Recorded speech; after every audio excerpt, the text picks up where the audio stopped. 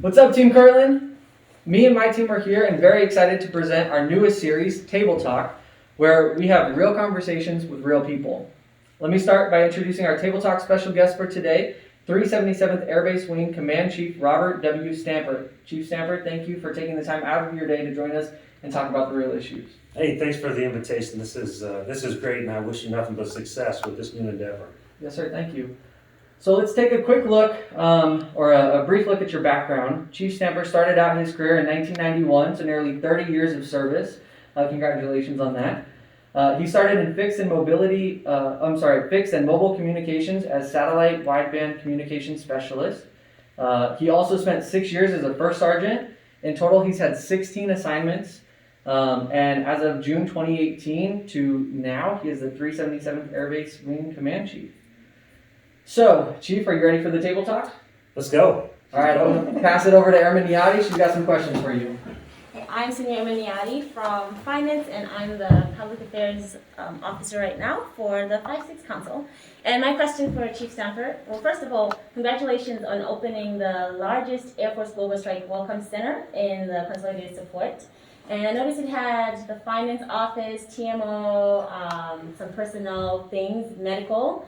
So my question to you is it possible to have a space where we can have some kind of connection room so new people who come in can have some resources on how to get connected with other organizations on base, like the 5-6 Council, like ACE, or like Gravity, or the Chapel, or any of those organizations that are just connecting, that have nothing to do with their actual in-processing, but so that they know that they have options to connect.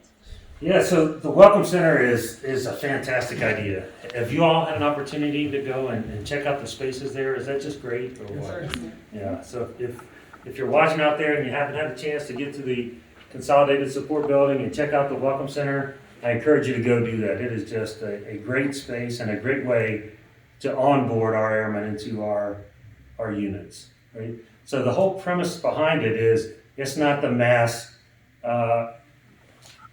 in processing that we're all used to, right? We're not going to put 40 airmen at the club and then put slideshows up and say, this is your in processing, now welcome to Team Kirtland. It's very individualized, right? So we want to be able to take an airman, starting before they even get here, with a good sponsorship program to give them all the information they need so that they can come and be a part of their unit, right? So if they're coming to the 377th Air Base Wing, they know what it means to be a Tiger.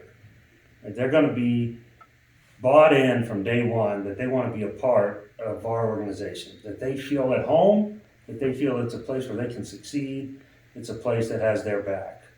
And to do that, we're also going to in-process them individually. So we're going to have somebody that's walking them through and is taking them from place to place, and they get their questions answered. They don't have to say, hey, what are the 10 most common questions because we got a room of 100. It's you have a question, we're going to help you get to the right answer to support you and your family as you onboard here at Kirtland. So because of that, we're not going to have a place where organizations like the 5-6 can come in and say, well, in-processing is today, so we want to come in and talk to all the people. But what we can do is we can build like staged packets or something. You know, you can put all of the information for 5-6, and then you can work with Master Sergeant Gill, our Welcome Center coordinator, and every NCO that comes through, or every senior airman with a line number, they can get the information on the 5-6. And it's individualized because they're like, oh, you're an NCO and you're coming to our team. Here's the information for the 5-6. And we're looking at other ways to include other organizations. The AFSA chapter has also reached out with some of the same questions because in the past, when it was the mass in processing, they could just put somebody at the door and then people could stop and, hey, here's the information on AFSA, or here's information on the top 3 or the 5-6. But now, since we're going to really get after making it individualized and actually talking one-on-one with everybody and seeing what their interests are, we can do that. And I think the process is going to be you build it, right, so that it's there, and then we can give it to them and make sure that they understand that we want them to be involved with our organizations. We want them to do something more than just be assigned to whichever unit they're assigned to. So hopefully that gets after it. Designated space is hard to come by. So having a spare room that we can just put a bunch of flyers on billboards and pamphlets, that'd be a little harder to do. But I think we have an opportunity, not just at the Welcome Center, but across the installation to really encourage our teammates to be a part of our organizations. You just have to be creative and look for ways to do that. Absolutely. Thank you, sir. Yeah, absolutely. All right, Sergeant Bustos. I am Sergeant Bustos Flores. I'm the Sergeant at Arms for the 5-6 Council, and I also work in the military personnel section in force management. My question, Chief, for you is about, it's kind of two parts, it's about suicide prevention. So I wanted to know, we hear a lot about how that is something really important to the Air Force, resiliency and suicide prevention. So I wanted to know, in your opinion, what would you say would be the root cause of the suicide problem that the Air Force is facing? And when it comes to the resiliency classes and things that we go through, what is the intention of our senior leaders? What is it that you want airmen, NCOs, senior NCOs, everyone that's sitting in those classes to take away from that training? I mean, that's a hard question, right? So I'm going to ask you, in your opinion, what do you think the root cause is of the suicide problem in the Air Force? In my opinion, wow. So I would say one, resiliency. That's one, and I think one thing that at least in my field, one thing that I've run into is teaching NCOs how to really care about people. I think that the mission is really important, and I understand the concept of the mission coming first. But sometimes I think with how we're trying to do so much with less, sometimes getting the mission done might take away a little bit from making sure that our people are okay. Yeah. So you had some really good points in there. So I'll start back with my opinion. I don't think that we have sole rights to the suicide issue of what's going on in the world today. I think if you look across our society in America and even across the world, I think suicide rates are going up across the world. So let me give you some good news. Well, let me give you some bad news, and then I'll give you some good news. Right? So some bad news, if you look at where we were in 2019, the suicide rates for the Air Force in 2019, and then where we were in 2020, they were about the same across the force. Right? So now the good news, Air Force Global Strike Command, we have really focused on building leaders that care. I think you mentioned that word, right? Building leaders that are authentic and they communicate, hey, this is what's going on and this is why. And maybe we need you to work 12 hours because of this mission, but this is why. And we're able to communicate and openly have dialogue on the pressures that our airmen are under. The Air Force Global Strike Command, our MAGCOM, our suicide rates for this year are drastically lower than they were in 2019. So we've had less airmen that have pursued suicide than the last year. Good news for us. Bad news for some other MAGCOMs because as a whole, the Air Force numbers kind of stayed the same. So what does that tell me? Well, it tells me if you care about your people and you're out there and you're engaged at the lowest levels, that's you. That's you frontline supervisors. Being able to communicate that you care to your airmen. When I talk to airmen about leadership, they're not talking about me and Colonel Miller. They're talking about staff sergeants. Right? So if they say my leadership doesn't care about me, they're not talking about their squadron commanders. They're talking about this group of individuals. So if we can get all of our frontline supervisors to care about their airmen and to think about their airmen before they think about themselves, I don't think we'll have a suicide issue. Will we completely eradicate suicides? No. I think that's like trying to say we're going to completely eradicate drunk driving. I think it's going to happen at some level, hopefully a very low level, but I think that we can definitely build a better place for our airmen to thrive and succeed in their careers. Now the second part, what do senior leaders want? Senior leaders want to build airmen that trust the system, that know that they have resources to reach out and ask for help, and to know that when they ask for help, that it's not going to be career impacting. most cases. There's going to be some cases where things that our airmen have done is going to impact their career. They may be a defender, and because of something that they're going through, they're just never going to be able to arm again. So if they can't arm, that's going to impact how they can serve as a defender. Or, there's other situations that may arise like that. But in most cases, an airman reaching out for help is going to make their career better. It's going to make them stronger. It's going to make them more resilient. The word my boss, Colonel Miller, likes to use is going to give them grit so that they can face the toughest days of their life and still move forward and have, that hope that everything's going to get better. And I'm tough enough to get through anything that the world throws at me. That's what I want. And that's what my boss wants. Thank you. Sergeant Lyons? Hi, Chief. Sergeant Lyons, I'm the 5-6 treasurer. So my question for you is, how do you think the impact of COVID-19 has affected the mental health of our airmen? And what do you think we as frontline supervisors can do to help mitigate these challenges while still adhering to the Wing Commander's guidance? So which guidance are we talking about? Which Wing Commander's guidance? Following our COVID-19 guidance on social distancing and trying to still get the mission done while practicing safe practices with COVID-19. Yeah, okay. So I would be naive to think that this whole COVID-19 thing didn't have some kind of effect on our airmen. As all of us are social creatures, right? So we, as much as some people say, hey, I'm an introvert, I don't like talking to people, that's just not how we're built. As humans, we crave that social interaction. Some people are thrive on it because they're really extroverts, and the introverts may say they don't need it, but they still need it a little bit as well. So I had a good conversation with some of our senior NCOs over the last week or so, just talking about this topics, mental health. And we were talking and saying, hey, are we seeing more of our airmen reaching out to mental health or having mental health issues now than in the past? And I don't think we can correlate that we're seeing more. I think we're seeing the same amount of airmen that may be reaching out, but maybe now it's driven by COVID or the maybe some isolation if they're put on ROM. And I think that's the biggest issue that I hear is as a whole, the biggest problem is when we say, hey, you've been out of state or you've been exposed and now you have to self-isolate and you have to be by yourself for 14 days.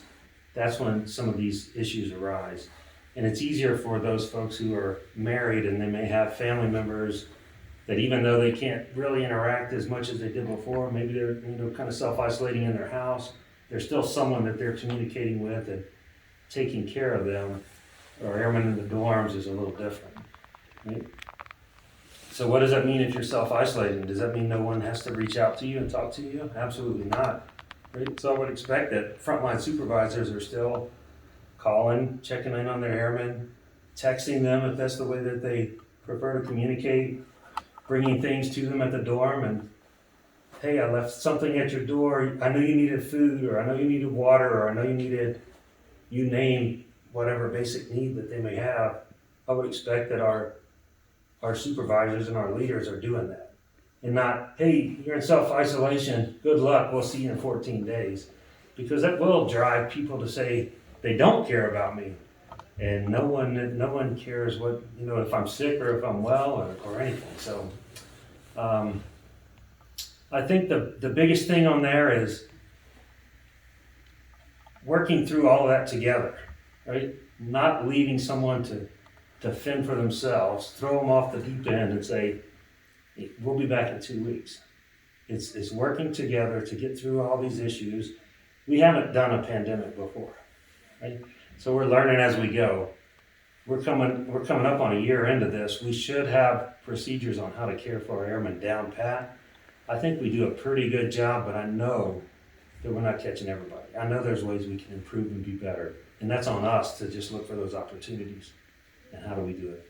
So, now the Wing Commander's guidance, I think we put a lot of thought through that, and we actually talked to all of our group commanders, our public health team, to make sure that we set the procedures in place that allows us to do the things that our nation needs to provide for the defense of the nation and to keep our airmen as safe as possible.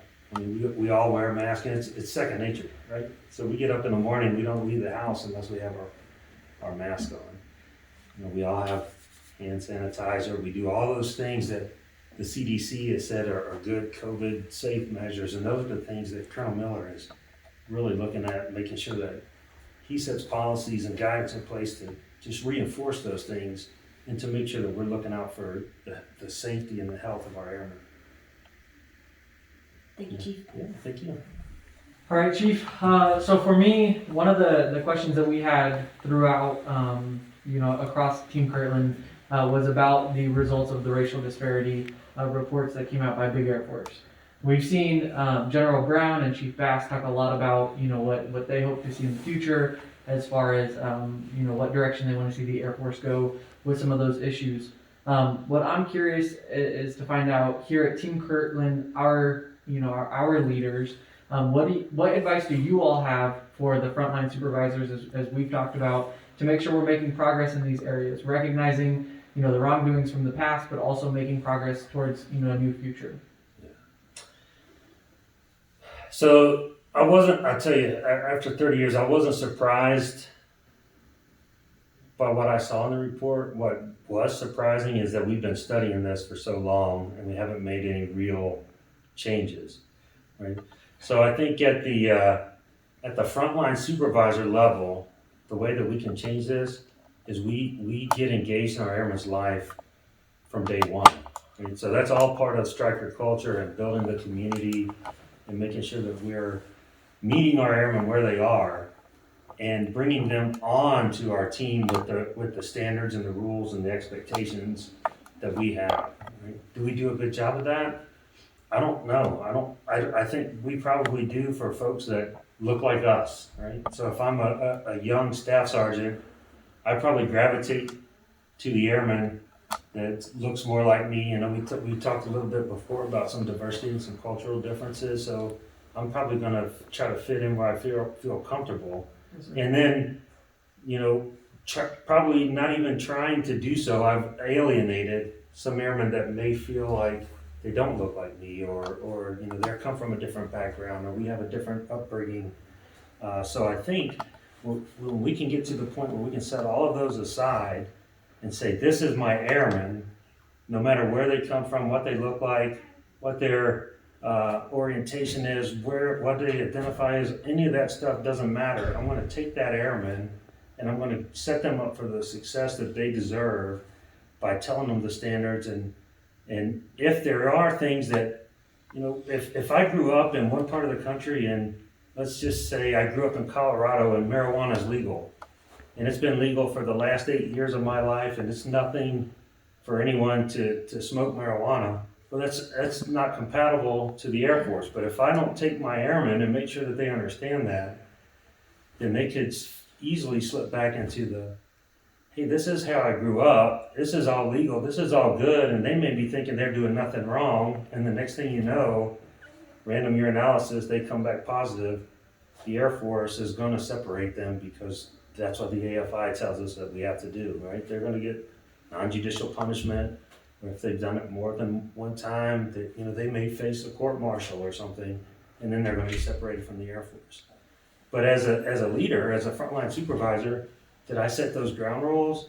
If they look different than me, or if they're from a different part of the country, did I take them under my wing and say, hey, I know you're from Colorado, I know you're from a part of the country where this was legal, where this type of behavior, and you can extrapolate that out and say that for anything. It doesn't just have to be about marijuana, but any type of behavior.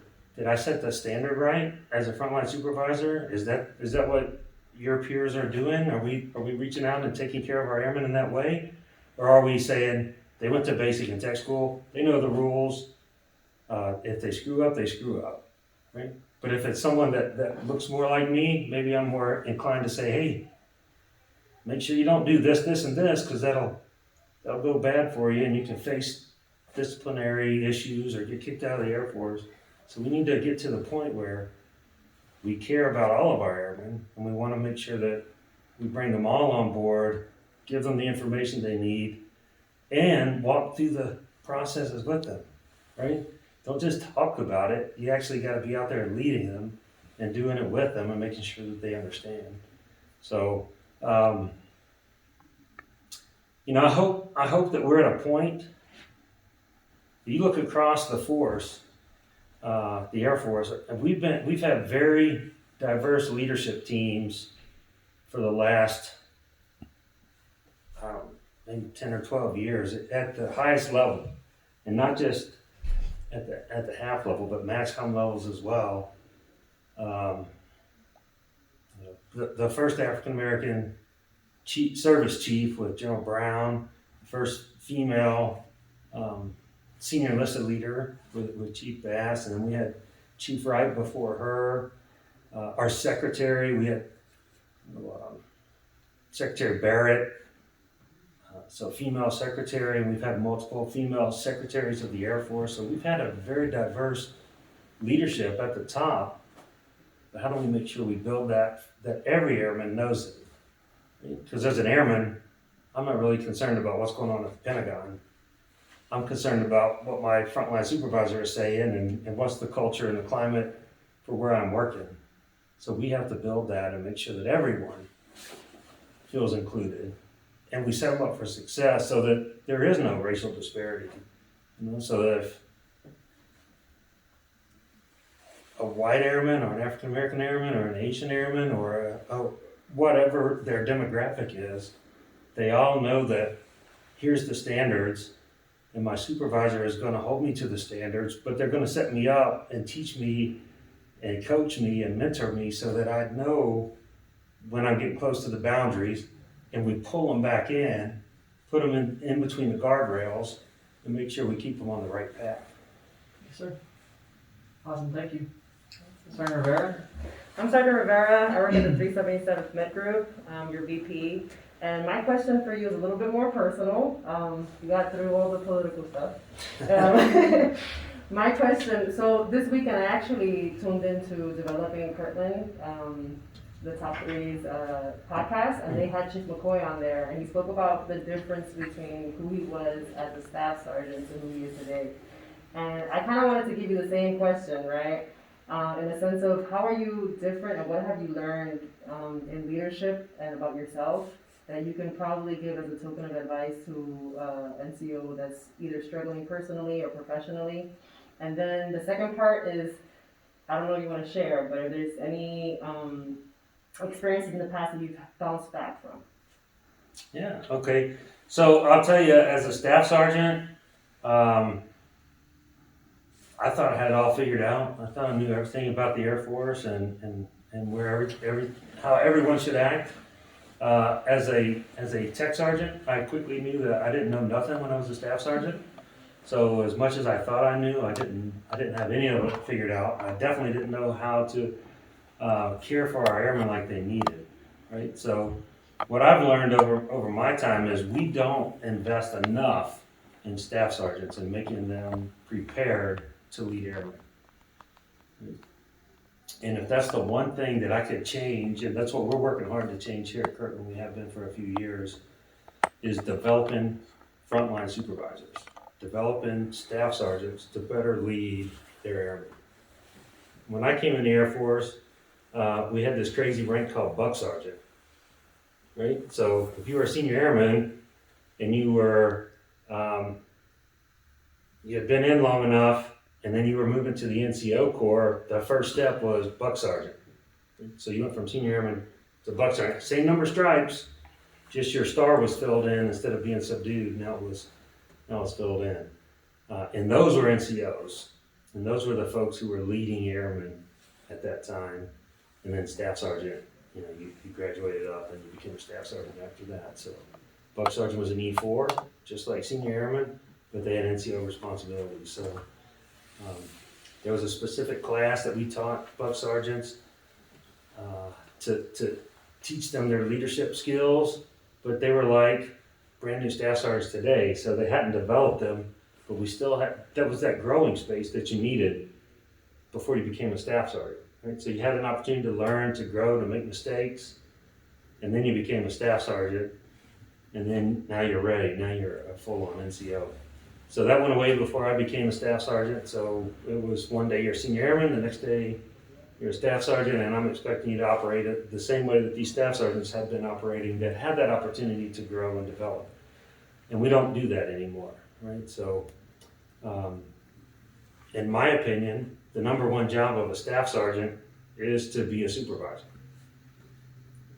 Not to turn wrenches, not to fill prescriptions, not to do travel vouchers, not to do any of that stuff. The number one job of a staff sergeant is to develop their airmen and to be a good supervisor. So we don't set staff sergeants up for success in that way.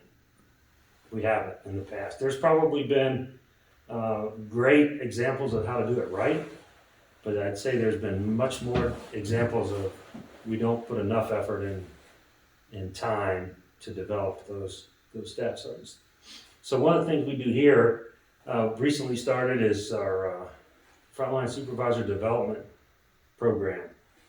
What we do there is we match up a brand new staff sergeant, so just putting on the rank, maybe had it on for a few months, maybe you PCS'd in, you've been to ALS, but we partner them with a seasoned senior NCO outside of their career field. Right? So if you're a medic, you're going to get a cop, or you're going to get a maintainer, or you're going to get, somebody from finance.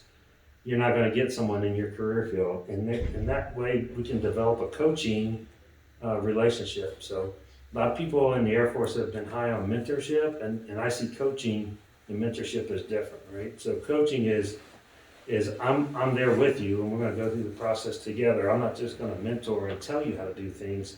I want to be down there showing you how to block and tackle, and how to do all the bits and pieces, answer all the questions to make sure that we set you up so that we can succeed in whatever game or whatever we're playing or working towards. So we develop that relationship across the spectrum, so it's not in your career field, so that you can have a broader spectrum of what you're looking at and say, oh, well, my stovepipe in medical or wherever I'm from, we only do things this way.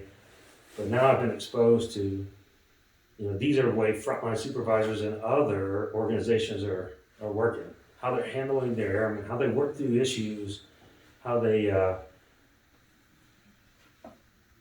develop them to be the best leaders that they can be. Right? So that's one of the big programs. And then we also brought in the Air Power Leadership Academy to be that next building block. Right? So we get you a coach. It's like I think the way we plan it right now is it's a 3-month commitment, and we hope that relationship lasts after that 3 months. So in that 3 months, you go through a whole bunch of different steps, and then we build on that relationship. And then we have Air Power Leadership Academy after that. So then it gets in there, and you can really have tough conversations with your peers about different types of leadership and what you're doing in your organizations, and how that you can take all of those tools that the Air Force gives you through Airman Leadership School, the NCO PEC or the Airman's PEC before that, the mandatory stuff, and then build on it with these opportunities to really have hard conversations with your peers about leadership and about developing airmen and really caring about making sure that we get it right. So we're here at Kirtland, we've put those in. We've had some really good feedback from the NCOs that have gone through the programs, and hopefully we're developing those NCOs that are going to be out there and be those supervisors that set the example, so that we don't have to talk about racial disparity and suicides and all of those other things. We take care of that by taking care of people and building that community and making sure everyone feels that they're part of the team, and that we're giving them the leadership and the development that they need. So as a staff sergeant, I didn't have that, right? So we missed the boat for many years. So we're trying to do that now. I've had kind of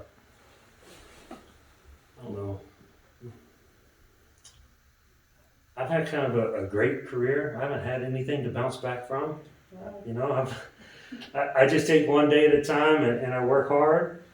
Some people may say that, hey, you were a mass sergeant for over 6 years, or you're a staff sergeant for 6 years. Those are hard things to come by. I've been a staff sergeant for 3 years. I should be a tech sergeant by now. I don't look at those as challenges. I look at those as I got to continue to serve. I got to lead airmen at whatever level I was. I had an impact to the organization. I enjoyed what I was doing. If I didn't enjoy it, I wouldn't have stayed around for 30 years. So the Air Force has been great to me. But I know a lot of people that have some of the same experience that I have that call them tough times. I couldn't get through this, or for some reason, it was too much for them to handle, and they decided to get out of the Air Force or retire at a different time. But to me, that was all just part of the experience and living the Air Force life. So I can't say that there was anything that was tough that I had to bounce back from. I think it's all just part of the journey and pushing through to keep serving and to be a part of this great organization. So Chief, I'm going to give you, the reason that we're doing this, and we talked a little bit before we started, was, our trying to tackle as the 5.6, cultural innovation and change the way that people think about the 5.6, the way that, we think of our community here and recognize the significance of that. I think all of us had a range of questions, and I appreciate you, coming through it with your experience and your honesty. With all of them, I'm gonna leave the floor open to you to maybe close us off if you don't mind. Yeah, absolutely. So I think the hardest organization on any military installation to lead is the 5.6, right? Partly because, like I said, when I was a staff sergeant, I had all the answers. So all those staff sergeants across the base already have it all figured out. They don't need to be a part of any organization to tell them how to do things. They've all been around long enough to be cynical, but not long enough to really have it all figured out. So very tough organization to lead, but if you do it right, it's the most powerful organization because you have the most impact on our airmen's lives every single day. Right? Like I said before, when airmen talk about leadership, they're talking about you. Right? So if you get it right, everything is right. If you get it right, everything is right. So how do you do that, right? So you have to build an environment where everyone feels like they add value to the team. And our NCOs, I think it was Usar and Bustos Flores that talked about doing more with less. We put more on our NCOs' shoulders today than we ever have, right? So we expect you to be the subject matter experts, and we expect you to lead airmen, and we expect you to do all of these different things. So in that alone, every single NCO should know that they have immense value to their team, whether that be our wing, any other wing, or any of our other 108 mission partners on this base. If you're wearing stripes and you're an NCO, it doesn't matter if you're an NCO. If you're in the organization, you're valued, right? We went through the downsizing of the Air Force a few years ago, and I was part of that as a leader of my organization. And every single position was scrutinized, and if it wasn't needed, it was cut.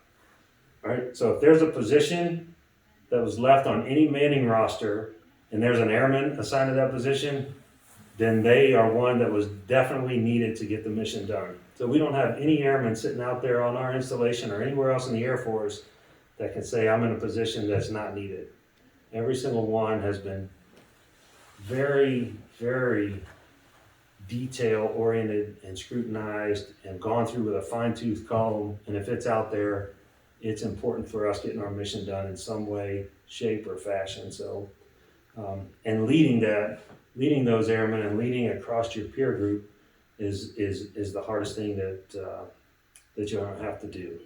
So, my advice to the 5.6 is to keep working together, to keep working to build your network. Don't exclude anyone, right? So there's organizations out there that feel like, hey, I don't want to jump in there because this is a 377th Wing thing. This is a Team Kirtland thing. So make sure that everyone knows that they're a part of the team. Get them on board to come out and we just had a pretty good reminder of Martin Luther King Jr. Day over this past weekend, right? And one of my favorite quotes, and I think I even posted it on my official page, was, "Hey, the time is always right to do what's right." Right? So if we're sitting here and we're talking about developing airmen, and we're talking about caring for our airmen and showing them how much we care for them and to set them up for success, the time is always right to do that. And Martin Luther King Jr. said those words over 50 years ago, but they still ring true today. We need to set the climate, we need to set the culture, and we need to set all of our airmen up for success, and make sure that they feel and they know that we care about them and that we love them and that they're valued. If we can do that, we can do anything. All right, awesome. Thank you, Chief. Well, that is our first episode in the series for Table Talk. Chief Stanford, thank you for your time today, and 5-6 Council, thank you. We'll see you next time.